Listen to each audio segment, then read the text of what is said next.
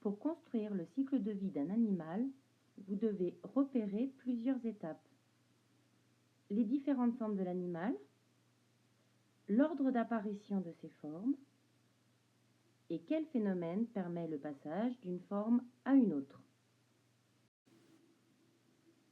Prenons l'exemple du cycle de vie de la grenouille. Sur cette vidéo, je repère d'abord la grenouille adulte. Ces grenouilles vivent au bord de l'eau.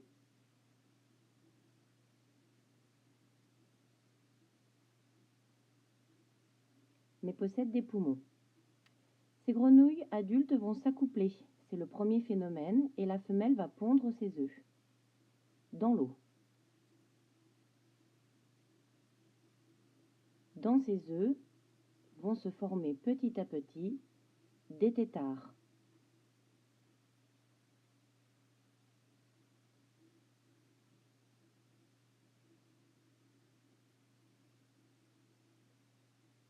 Ils vont finir par sortir de ces œufs, c'est l'éclosion.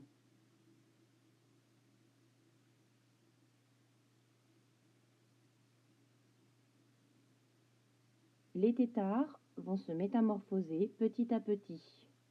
On peut voir d'abord l'apparition des pattes postérieures,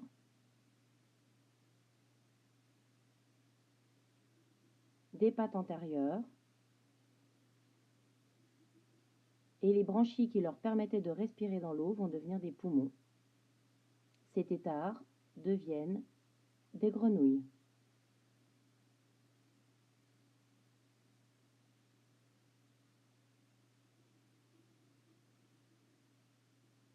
Ils vont pouvoir sortir de l'eau et tout va pouvoir alors recommencer.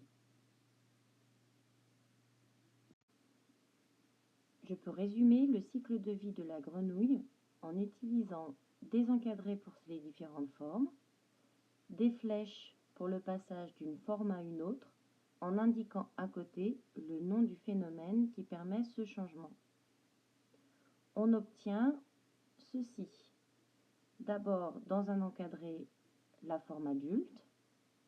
Ces adultes s'accouplent et pondent. On obtient la deuxième forme, les œufs. Ces œufs éclosent.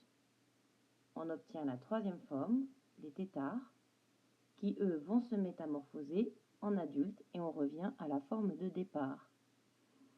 On peut ainsi schématiser très simplement le cycle de vie de la grenouille.